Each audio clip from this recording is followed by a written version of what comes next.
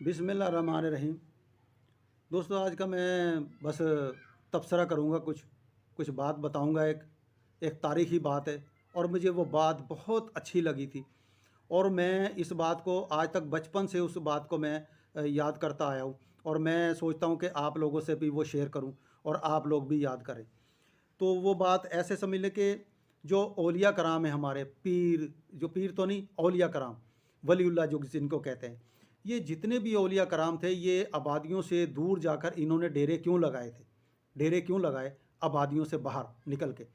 मिसाल के तौर पे लाल शहबाज कलंदर हैं, हज़रत दाता साहब हैं, अली हजवेरी, ये भी बाहर थे, लाहौर से बाहर थे, ये लाहौर के अंदर नहीं थे। जो एक लाहौर था वो लाहौर अंदर है, जो बाहर था वो रावी के किनारे पर, वो ये एक किनारे पे बाहर बस्ती से बाहर रहते थे ये। उसके बाद इमाम बरी सरकार, ये भी जंगलों में जाके इन्होंने डेरा लगाया था और मरी की साइड में है ये इलाका, इमाम बरी सरकार। तो मैंने इसके ऊपर जब मैंने ये बात एक पढ़ी या मैंने एक बात सुनी या मैंने एक बात पढ़ी थी, मैंने सुनी भी नहीं है, मैंने बात पढ़ी किसी किताब में। वो ऐसा बात पढ़ी कि एक वाक़या मैंने पढ़ा किताब में कि वो सच्चा वाक़या था, सच्चा वाक़या, दिल्ली दरवाज़े का वाक़या है ये। और ये मैं बात ऐसे बता सकता हूँ कि जो बंदे बहुत ज़्यादा किताबें पढ़ जाते हैं, इल्म वाली, हिदायत वाली, जिस तरह से कुरान पाक, हदीसें या तारीख़ें या ऐसी जो हिदायत वाली किताबें, या कुरान को बार बार पढ़ना, बार बार पढ़ना, इतना ज़्यादा पढ़ना और समझ के पढ़ना। ये नहीं कि वो कोई अरबी में पढ़े जा रहा है, उसे समझ में नहीं आ रही। कुरान को जब वो बार बार पढ़ेगा तो उसकी क्या कैफियत होगी, वो मैं आपको कैफियत बताने लगा हूँ। कि एक बंदा दिल्ली दरवाजे में सुबह के टाइम, दिन के टाइम, दोपहर का टाइम लगा लो, या यानी कि सूरज निकल आया था, वो लालटेन जलाकर वो बाहर निकला, लालटेन जलाकर बाहर निकला, दिल्ली दरवाजे का वाक़या है। और वो ढूंढता फिर रहा था किसी चीज़ को। लोगों ने कहा कि यार ये आज इस बुज़ुर्ग को क्या हो गया कि ये लालटेन लेकर और वो कुछ ढूंढ रहा है, इसे क्या क्या हो गया है। उसको किसी ने पूछा रोक कर के, बाबा जी क्या बात है, आप ये लालटेन लेकर ये क्या ढूंढ रहे हैं? और क्या समझ नहीं आएगी, ये जो लालटेन दिन को जलाया हुआ आपने, तो आप तो लालटेन रात को जलाएं। तो उन्होंने ना, बाबा जी ने पहले उस बंदे को बड़े गौर से देखा, फिर उन्होंने कहा बेटा मैं इंसान ढूंढ रहा हूँ, मैं इंसान ढूंढ रहा हूँ। और उन्होंने वो लालटेन की जो लो थी ना, वो हालांकि वो दिन की रोशनी में उसके ऊपर क्या रोशनी जाती, लेकिन वो लालटेन उसकी तरफ किया उन्होंने, फिर गौर से उसे देखा। उन्होंने कहा कि नहीं नहीं, तुम इंसान नहीं हो। उन्होंने कहा बाबा जी ये क्या कह रहे हैं आप, मैं इंसान हूँ। वो देखो, वो रेडी वाला वो भी इंसान है, वो साइकिल वाला जा रहा वो भी इंसान है, वो फलाना जा रहा वो भी इंसान है। और ये तकरीबन 1947 से पहले का वाक़या है, ये अब का वाक़या नहीं है, ये 1947 से पहले का वाक़या है। और वो फिर उसने काफ़ी बंदों को गिनवाया, उन्होंने कहा यार वो फलाना फलाना फलाना, वो सब तो इंसान है, आपको इंसान नहीं नज़र आ रहे? तो बाबा जी ने ना सारों को गौर से देखा और फिर उसने उसको जवाब क्या दिया। उनका बेटा बात यह है कि मुझे सारे जो है ना, वो बंदर मुझे नज़र आ रहा है, वो सूअर नज़र आ रहा है, वो भेड़िया मुझे नज़र आ रहा है, वो सांप नज़र आ रहा है, वो फलाना नज़र आ रहा है।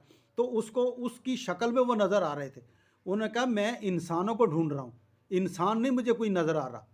तो मैं ये बताना चाहता हूँ कि ये वाक़या बिल्कुल सच्चा वाक़या है दिल्ली दरवाज़े का, कि जब इंसान किताबों का मुताला कर ले बहुत ज़्यादा, तो उसके अंदर एक इल्म की कैफियत अंदर आ जाती है और वो इंसान वो खुद बन चुका होता है, लेकिन वो उन चीज़ों को ऊपर वो ढालने की कोशिश करता है सबको।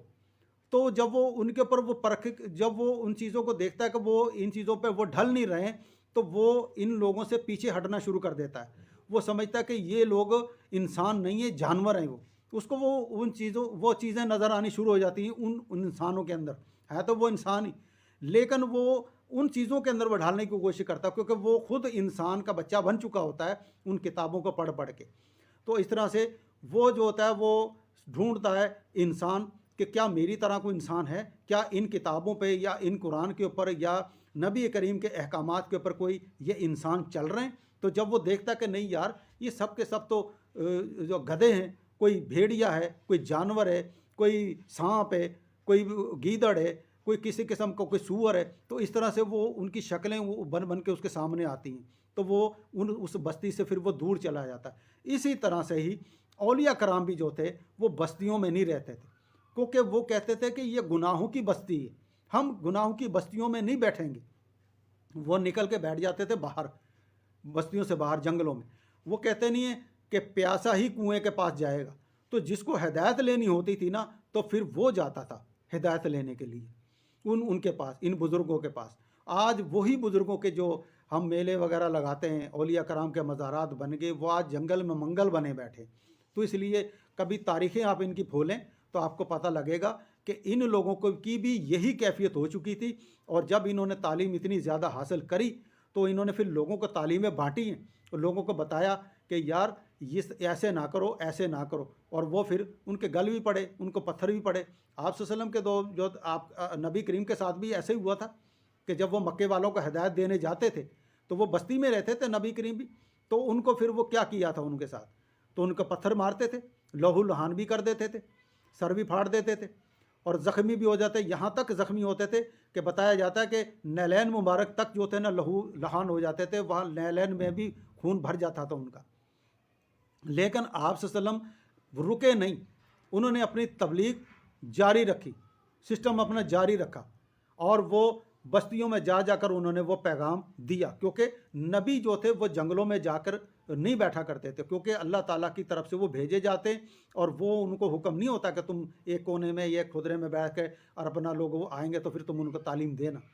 لیکن کیونکہ ہم نبی تو نہیں بن سکتے، ہم ان کی جگہ تو نہیں لے سکتے، لیکن ہم اتنا ضرور کر سکتے کہ یار یہ گناہوں کی بستی ہے تو میں ان گناہوں کی بستی سے دور جانا چاہتا ہوں، کہ یا اللہ مجھے کوئی ایسا جگہ، ایسا مقام بتا دے جہاں پہ نیک لوگ رہتے ہوں، تو میں ان نیک لوگوں میں رہوں جا کے۔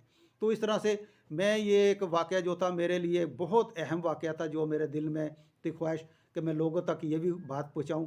تو یہ میری اگر بات اچھی لگے تو لائک ضرور کرنا، اور میری طرف سے یہ ہوگا کہ آپ لوگ قرآن پاک ضرور پڑھیں، بار بار پڑھیں، بار بار پڑھیں اس کو، اردو ترجمے پڑھیں۔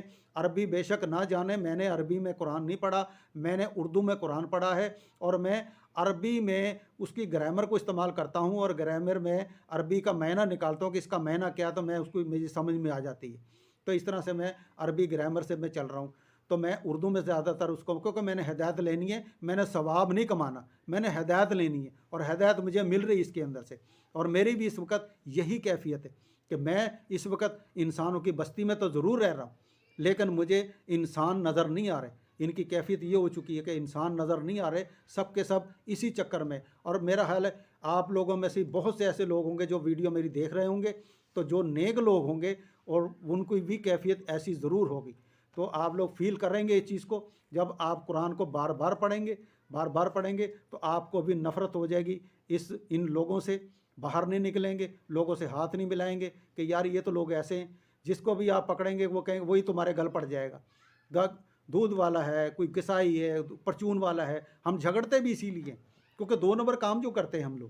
تو وہ جو نیک بندہ ہے نا وہ جھگڑے گا زیادہ، جو نیک بندہ ہے وہ اس کے گل پڑ جائے گا کہ تو یار یہ دھوکہ کر رہا تو، اور جو نیک بندہ نہیں ہے وہ خاموش رہے گا، وہ بات ہی نہیں کرے گا، وہ چپ کر کے سودا لے کر گھر آ جائے گا۔